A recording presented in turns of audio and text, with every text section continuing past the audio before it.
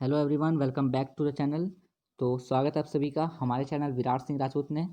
तो मैंने आप लोग से एक वादा किया था और वो वादा ये था कि मैं आप लोग को इस चैनल पे एजुकेशन से रिलेटेड वीडियो, स्पोर्ट्स से रिलेटेड वीडियो और टेक्नोलॉजी से रिलेटेड वीडियो प्रोवाइड करूँगा। तो मैं अपने वादे के अनुसार आप लोग को ऑलरेडी स्पोर्ट्स और टेक्नोलॉजी से रिलेटेड वीडियो प्रोवाइड कर चुका हूँ। एक एजुकेशन से रिलेटेड भी किया था, लेकिन वो अब किसी काम का नहीं, क्योंकि वो मैं 10th क्लास के लिए किया था। उसको 10 क्लास के बच्चे एंजॉय करके देख सकते हैं। लेकिन अब मैं आप लोग को क्लास 11 कॉमर्स की सीरीज लेके स्टार्ट हूँ, और इस ईयर मैं इस पूरे साल में मैं क्लास 11 कॉमर्स को ही कवर करूँगा। तो अगर आप क्लास 11 कॉमर्स के बच्चे हैं तो चैनल को सब्सक्राइब जरूर कर दीजिएगा, क्योंकि इस चैनल पे हम लोग क्लास 11 कॉमर्स के 3 सब्जेक्ट को डिस्कस करेंगे। और वो 3 सब्जेक्ट कौन कौन से होंगे? बिजनेस स्टडीज़, इकोनॉमिक्स और अकाउंटेंसी। इकोनॉमिक्स के मैं दोनों बुक्स लेके चलूँगा, स्टैट्स को भी और माइक्रो को भी। तो आप लोग इस चैनल को सब्सक्राइब कर दीजिए, क्योंकि इस चैनल पे हम लोग डिस्कस करने वाले हैं क्लास 11 कॉमर्स। तो अब आप लोग सोच रहे होंगे कि मैं इतना लंबा भाषण क्यों दे रहा हूँ, इतना बड़ा। तो मैं आप लोगों को बता दे रहा हूँ कि मैं आप लोग को कुछ इंपॉर्टेंट चीज़ें पहले बताऊँगा, उसके बाद मैं स्टार्ट करूँगा आज का वीडियो। तो देखिए, क्लास 11 कॉमर्स। अब क्लास 11 कॉमर्स पे मैंने ये सीरीज स्टार्ट करने का फ़ैसला क्यों किया है, ये मैं आप लोग को बता देता हूँ। क्योंकि मैंने पूरे यूट्यूब का एनालिसिस किया, पूरे यूट्यूब पे चेक किया, तो मैंने काफ़ी सारे एजुकेशन से रिलेटेड वीडियो देखे हैं, जिसमें मैथ्स को लेकर, जीके को लेकर और क्लास 10th 9 8 इनके लिए काफ़ी सारी वीडियो है। यहाँ तक कि क्लास साइंस के लिए, 11th साइंस 12th साइंस के लिए काफ़ी सारे चैनल्स ऑलरेडी हैं। लेकिन कॉमर्स के बच्चों के लिए काफ़ी कम चैनल्स हैं। मुश्किल से 5 से 6 चैनल हैं, जहाँ तक मुझे पता है। तो मैं आप लोग को ये चाहता हूँ कि आप लोग जो बच्चे निराश हैं, नए नए कॉमर्स में हैं, और उनके लिए एक सामने ही बहुत बड़ा पहाड़ है, क्योंकि कॉमर्स आप लोग के लिए बिल्कुल नया है। फॉर एग्जांपल आप ले सकते हैं कि आप अभी अभी स्कूल में एडमिशन हो, क्लास 1 में आए हैं, तो बिल्कुल वैसा ही क्लास 11 कॉमर्स होता है, क्योंकि इसमें आपने अकाउंटेंसी इससे पहले कभी नहीं पढ़ा, बिजनेस स्टडी कभी पढ़ा नहीं, इकोनॉमिक्स हालांकि देखा है, पढ़ा भी है क्लास 9 10 में, लेकिन उस तरह का इकोनॉमिक्स नहीं पढ़ा जो क्लास 11th में है। तो इसलिए मैंने क्लास 11 कॉमर्स के क्लासेस स्टार्ट करने का फ़ैसला किया है। तो मैं मेनली डिस्कस करूँगा अकाउंटेंसी, बिजनेस स्टडी और इकोनॉमिक्स से दोनों बुक्स, माइक्रो और स्टैट्स भी। तो अकाउंटेंसी से मैं स्टार्ट करूँगा, क्योंकि अकाउंटेंसी काफ़ी इम्पॉर्टेंट है, सब्जेक्ट है आपके 11 क्लास में। तो अब आप लोग सोच रहे होंगे कि मैं अकाउंटेंसी के कौन सा बुक परचेज़ किया हूँ, आप लोगों को कौन सा बुक परचेज़ करना चाहिए। तो मैं बता देता हूँ कि मैंने 11 कॉमर्स को पढ़ाने के लिए क्लास अकाउंटेंसी के मैंने डी के गोयल को लिया है, और बिजनेस स्टडीज़ के लिए पूनम गांधी लिया है, और इकोनॉमिक्स दोनों के लिए मैंने टी आर जैन को परचेज़ किया है। तो आप लोग अभी इसे परचेज़ कर सकते हैं। अगर आपने पहले से ले लिया तो बहुत अच्छी बात है। अगर नहीं लिया तो जल्दी से जाके बुक ले लीजिए, मार्केट्स में अवेलेबल हैं, या ऑनलाइन भी ले सकते हैं आप। लेकिन अगर आपने इससे पहले से कोई दूसरी बुक परचेज़ कर ली है, तो ज़रूरी नहीं है कि आप इसी बुक से पढ़ें, आप उससे भी पढ़ सकते हैं, कॉन्सेप्ट सेम है, बस दोनों का डेफिनेशन देने का तरीका अलग है, समझाने का तरीका अलग है। तो मैं सबसे पहले अकाउंटिंग इक्वेशन से स्टार्ट कर रहा हूँ, क्योंकि मैं चाहता हूँ कि अकाउंटेंसी में आपको पहले प्रैक्टिकल पोर्शन कवर करा दूँ, फिर थ्योरी, क्योंकि थ्योरी उतना इंपॉर्टेंट नहीं है जितना आपका प्रैक्टिकल पोर्शन रखता है। तो प्रैक्टिकल क्वेश्चन मेनली स्टार्ट होता है आपका अकाउंटिंग इक्वेशन थे। तो अकाउंटिंग इक्वेशन में से आज मैं स्टार्ट करने वाला हूँ, तो वीडियो को बिना स्किप किए हुए पूरा देखें, क्योंकि अगर आप पूरा देखेंगे ये वीडियो तो आपको ईजिली सब समझ में आ जाएगा, और साथ साथ नोट डाउन भी करिएगा, तो आप लोग को सब कवर करवा दूंगा। बेफिक्र हो जाइए, आपके फाइनल एग्जाम से पहले मैं आप लोग का सिलेबस कंप्लीट करा दूंगा, अकाउंटेंसी, बीएसटी और इक्को का भी। तो आइए शुरू करते हैं हमारा आज का वीडियो। तो सबसे पहले हम लोग अकाउंटिंग इक्वेशन में डिस्कस करते हैं रूल्स। रूल्स के काफ़ी इंपॉर्टेंट होते हैं, क्योंकि रूल्स एंड रेगुलेशन सब जगह होता है। तो अकाउंटिंग इक्वेशन को सॉल्व करने के भी कुछ रूल्स होते हैं। तो वो रूल्स क्या होते हैं? तो सबसे पहला रूल होता है, every transaction has at least two impact. यानी कि हर ट्रांजेक्शन के एटलीस्ट 2 इम्पैक्ट होंगे। अब वो कैसे होंगे, ये सबसे पहला सवाल। क्यों होंगे और किस लिए होंगे? तो अगर आप लोग अकाउंटेंसी स्टार्ट करते हैं 1 सितंबर से, तो आपका इस ईयर में तो आपका 2-3 मंथ्स में कंप्लीट होना चाहिए। और बाकी इको को भी आप 1/2 मंथ में कंप्लीट कर सकते हैं। तो आपका easily Feb Jan last week तक पक्का कंप्लीट हो जाएगा। तो सबसे पहले अकाउंटेंसी आप स्टार्ट करते हैं। तो अकाउंटेंसी में आपका सबसे पहला सवाल ये आता है कि अकाउंटेंसी क्या होता है। जी मैं इस रूल्स पे आऊँगा, आप ये मत सोचिएगा मैं इस रूल्स को छोड़ रहा हूँ। मैं पहले आप लोग को अकाउंटेंसी समझाता हूँ, क्योंकि मैं ये चाहता हूँ कि आप लोग जो भी पढ़ें उसका मीनिंग एटलीस्ट आपको पता हो, क्योंकि मीनिंग पता रहेगा तो आप लोग ईजिली उसको पढ़ लेंगे। तो अकाउंटेंसी क्या होता है। तो अगर आपको अकाउंटेंसी आपके एग्जाम में काफ़ी बार पूछा जा चुका है अकाउंटेंसी क्या होता है, what is accounting, types of accounting, तो ये पहले चैप्टर में है, लेकिन मैं आप लोगों को बस अकाउंटेंसी का मतलब समझा दे रहा हूँ, डेफिनेशन समझा दे रहा हूँ, और उसके बाद मैं इस रूल्स पे आता हूँ। तो अकाउंटेंसी क्या होता है। Accounting refers to collecting, summarising, qualifying and reporting the information of business in monetary terms. तो जो अकाउंटिंग रिफर्स जो है अकाउंटेंसी अकाउंटिंग जो है रिफर्स करता है कलेक्टिंग को, समराइजिंग को, क्वालिफाइंग एंड रिपोर्टिंग। यानी कि आप कोई चीज़ कलेक्ट करते हैं, कोई इन्फॉर्मेशन कलेक्ट करेंगे पहले, फिर उसको समराइज़ करेंगे वो सही है गलत, उसको फिर क्वालिफाई होना पड़ता है, फिर वो क्वालिफाई होगा, फिर आप उसको रिपोर्ट करेंगे in the term of monetary terms का मतलब मनी के टर्म्स में। 11 कॉमर्स वालों के लिए अच्छा रहता है कि वो मनी पे ही ज़्यादा बातें करते हैं, मनी पे ही डिस्कशन करते हैं, मनी मनी मनी, सब जगह पैसा ही पैसा रहता है। तो आप लोग को अकाउंटेंसी का मीनिंग समझ आ गया होगा। अब मैं ये रूल समझाता हूँ आपको। Every transaction has at least 2 impact. Her transaction के 2 इम्पैक्ट होंगे, वो कैसे होंगे, क्यों होंगे, किस लिए होंगे, ये मैं बताता हूँ आप लोग को। तो ये ध्यान से सुनिए।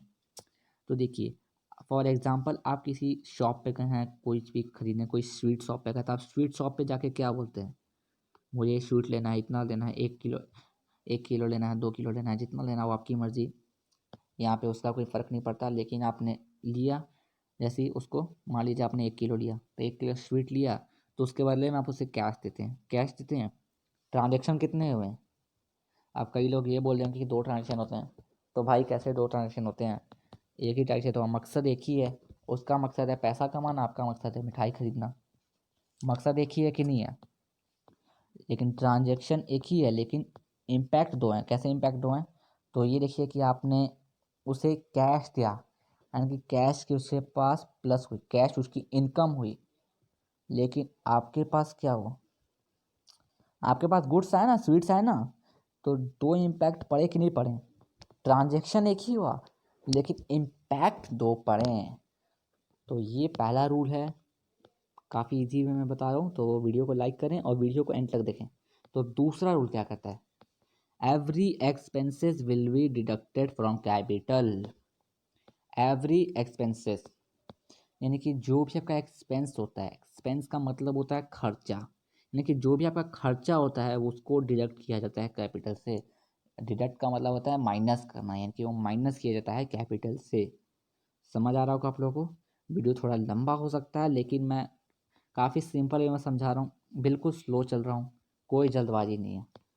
तो वीडियो को लास्ट तक देखिएगा, क्योंकि मैं आप लोगों के लिए स्लो चल रहा हूँ, वरना मैं चाहूँ तो ईज़िली आपको इसको 10 मिनट्स में ही पूरा ये चैप्टर ख़त्म कर सकता हूँ, लेकिन मैं चाहता हूँ कि आप लोग को समझ ही नहीं आएगा, तो फिर मकसद क्या हुआ, फ़ायदा क्या हुआ वीडियो बनाने का। तो थर्ड रूल क्या होता है, every income will be added to capital, यानी कि हर इनकम को कैपिटल में ऐड किया जाएगा। इनकम क्या होता है, आपने किसी से रेंट लिया, किसी से कमीशन लिया, वो आपका इनकम होता है। एक्सपेंस क्या होता है, आपने किसी को रेंट दिया, किसी को कमीशन दिया, तो जस्ट अपोजिट होते हैं। एक्सपेंस में आप किसी को देते हैं कुछ, और इनकम में कुछ आप उससे लेते हैं। तो ये हमारे होते हैं एक्सपेंस और इनकम के डिफरेंस। तो ये बेसिक 3 रूल होते हैं, और एक चौथा रूल होता है, वो भी काफ़ी इंपॉर्टेंट है, लेकिन वो ज़्यादा पता याद करने की आवश्यकता नहीं, क्योंकि वो आप अपने आप अपने माइंड में कवर कर सकते हैं, क्योंकि ज़्यादा नहीं, सिंपल है बहुत। और मैं वो आप लोग को फिर भी बता देता हूँ, आप लोग के सिलेबस में है कि equation should be always matched. Equation match करना चाहिए, ये तो आप लोग को पता चल ही जाएगा, आप लोग का थ्योरी पार्ट कवर करेंगे। तो equation should be always matched, यानी कि अगर आपका इक्वेशन मैच नहीं करेगा, यानी कि फॉर एग्जांपल आपने एक ट्रांजैक्शन किया है, तो वो ट्रांजैक्शन का इक्वेशन पहले आप मिलाएंगे। जैसे आपके लेफ्ट हैंड साइड में 80,000 है, तो राइट हैंड साइड में भी 80,000 होना चाहिए। अगर आपको दोनों तरफ अलग अलग है, तो आप ये समझ लीजिए कि आपका आंसर गलत है, आप गलत आंसर पे भटक रहे हैं। तो ये बेसिक 4 रूल्स होते हैं। तो आप लोग को समझ आ गया होगा, और समझ ना आया तो दोबारा से वीडियो को देखें, आप लोग को समझ आ जाएगा। और साथ साथ नोट डाउन करिए और वीडियो को बिना स्किप किए हुए देखें। तो आगे मैं आप लोगों को क्वेश्चंस कराऊंगा, इसके सॉल्यूशन दिखा कराऊंगा, तो आप लोग को इजी वे में समझ आ जाएगा। तो आइए हम लोग इसके क्वेश्चन सब करते हैं। तो देखिए क्वेश्चन हम लोग करते हैं। तो क्वेश्चन क्या हमारा दे रखा है, Ram started business with cash 1 lakh. तो राम ने बिजनेस स्टार्ट किया है 1 लाख कैश से, ये हमारा पहला ट्रांजैक्शन है। तो राम ने जब बिजनेस स्टार्ट किया है कैश से, तो उसके पास जब बिजनेस आप स्टार्ट करते हैं आपके पास क्या क्या उस समय रहता है, क्या क्या अवेलेबल रहता है, एक कैश रहता है और एक कैपिटल। तो आप इजी वे में लिख सकते हैं, कैश के ट्रांजेक्शन में 1 लाख और कैपिटल के ट्रांजेक्शन में 1 लाख। क्लियर। फिर सेकंड ट्रांजेक्शन क्या है, purchase furniture for cash 20,000। Furniture खरीदा, फॉर कैश लिखा है, इनकी कैश पैसे में खरीदा है, फॉर कैश इनकी पैसे देकर खरीदा है। और यहीं पे किसी का नाम दिया हो तो उधार में खरीदा है, ऑन क्रेडिट भी हो तो उधार में खरीदा है, लेकिन कैश दिया है तो कैश में खरीदा है, सिंपल। तो फर्नीचर परचेज फॉर कैश 20,000, तो 20,000 का फर्नीचर उसने खरीदा है। तो जब फर्नीचर आप खरीदते हैं तो पैसा उसने आपने उसको दिया और उसे फर्नीचर लिया, परचेज किया है। तो परचेज का मतलब आपने खरीदा है, तो आपके कैश में 20,000 माइनस हो जाएंगे और 20,000 प्लस हो जाएंगे फर्नीचर अकाउंट में। थर्ड रूल क्या होता है मार्केट का, third transaction, purchase goods for cash 10,000। आपने गुड्स खरीदा है 10,000 का, तो गुड्स कैश में खरीदा है तो आपके गुड्स में 10,000 प्लस हो जाएंगे, कैश से माइनस हो जाएंगे। परचेज गुड्स ऑन क्रेडिट, उधार में खरीदा तो उधार की एक अलग ट्रांजेक्शन बनती है, और जिस ट्रांजेक्शन को हम लोग बोलते हैं क्रेडिटर, और क्रेडिटर हमेशा आपकी लाइबिलिटी रहती है। ठीक है, क्रेडिटर हमेशा आपकी लाइबिलिटी रहेगी। तो 10,000 आपकी लाइबिलिटी क्रेडिटर हो जाएगी और 10,000 आपके कैश में से माइनस अभी आप नहीं करेंगे। क्यों नहीं करेंगे, क्योंकि आपने उसको पैसा भी दिया नहीं है, आप जब देंगे तब माइनस करेंगे। पेड रेंट 1,000, रेंट पे किया है यानी कि आपका एक्सपेंस है, और एक्सपेंस आपका always deducted from capital and acids. ये आप लोग ने, माफ कीजिएगा, always deducted from cash and capital, ये आप लोग रूल में पढ़ चुके हैं। रिसीप्ट कमीशन 50,000 या 5,000 है, ये मिस प्रिंटिंग है, 5,000 आप लोग लिखिएगा। तो 5,000 उसने कमीशन रिसीव किया, तो ये आपका इनकम है, तो income should be always added in capital and cash. तो कैश में 5,000 और कैपिटल में 5,000 आपका ऐड हो जाएगा। तो क्वेश्चन आप लोग को समझ आ गया होगा, मैं इसका सॉल्यूशन भी आप लोग को बता देता हूँ, और फिर हम लोग बढ़ेंगे अगले पार्ट पे, जो अगला पार्ट है आपका 2-4 दिन में आएगा। तो आइए हम लोग आज के इसके सॉल्यूशन पे देखते हैं, फिर हम लोग वीडियो को एंड करते हैं। तो क्वेश्चन क्या आपका पूछ रखा है, X started business with cash 1 lakh. तो देखिए एसिड्स में आपके क्या है, assets equal to liability plus capital, ये आपका फॉर्मूला है। मैं आप लोगों को बता देता हूँ कि लाइबिलिटीज और कैपिटल है वो आपका इक्वल रहेगा एसिड्स के, एसिड्स हमेशा आपके इन दोनों के इक्वल रहेगा। ठीक है, तो एसिड्स आपका, कैश जो है आपका एसिड्स होता है, स्टॉक यानी कि स्टॉक जो है वो ट्रांजेक्शन गुड्स की लिखी हुई है, आप यहाँ पे गुड्स नहीं लिख सकते हैं, स्टॉक ही लिखेंगे।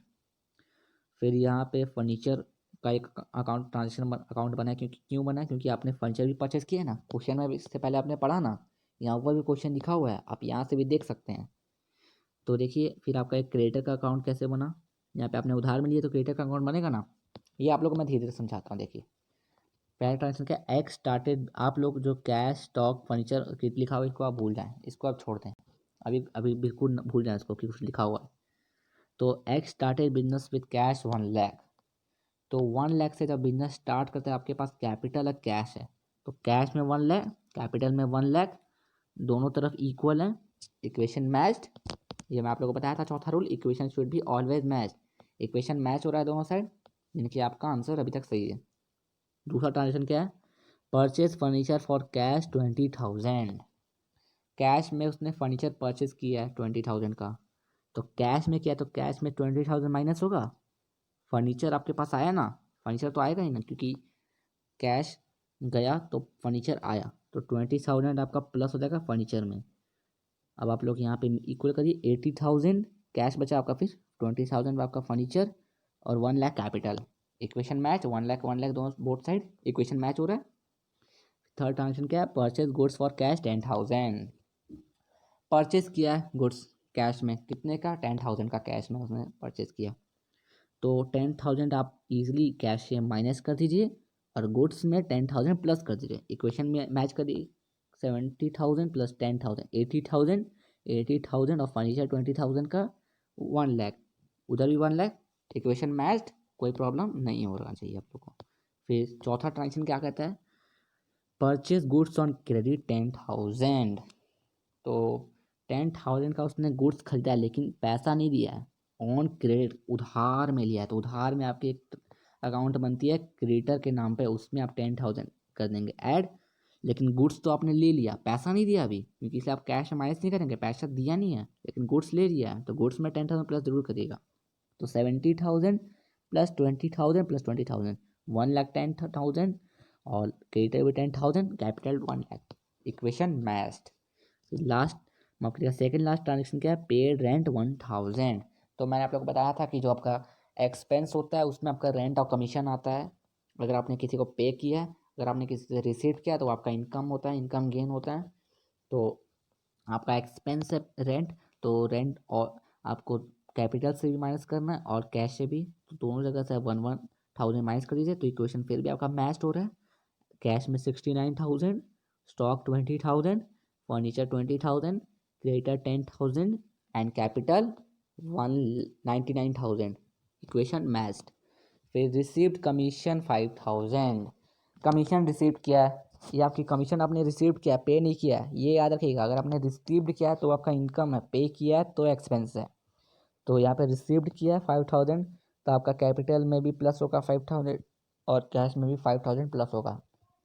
फिर आप लोग इक्वेशन देखिए, कैश में 74,000, स्टॉक में 20,000, फर्नीचर में 20,000, क्रेडिटर में 10,000 और कैपिटल में 1,04,000। इक्वेशन देखिए, 74,000 प्लस 20,000 प्लस 20,000 कितना आएगा, 74 प्लस 20 94, और इधर भी आएगा 1,14,000 एंड क्रेडिटर और कैपिटल को मिला के भी आएगा 1,14,000। तो आपने देखा कि आपका इक्वेशन मैच्ड हो रहा है, यानी कि आपका जो आंसर वह बिल्कुल करेक्ट आया है। तो आप लोग को मैं होप करता हूँ कि आप लोग को ये वीडियो पसंद आया होगा, समझ आ गया होगा पूरा। तो आप लोग इसे नोट डाउन कर लीजिए, अगर इसका आप स्क्रीनशॉट ले लीजिए, आप लोग इसे नोट डाउन कर लीजिए, क्योंकि आप लोग को समझ आ जाएगा अगर इसे नोट कर लेंगे तो उम्मीद करता हूँ आप लोग को ये वीडियो पसंद आया होगा। तो इसके आगे के पार्ट्स मैं इसके अगले वीडियो में लाऊंगा, 1-2 दिन में जल्दी मिलते हैं। सो अगर आपको ये वीडियो पसंद आया तो वीडियो को लाइक करें, चैनल पर नया है तो चैनल को सब्सक्राइब करें एंड थैंक्स फॉर वॉचिंग।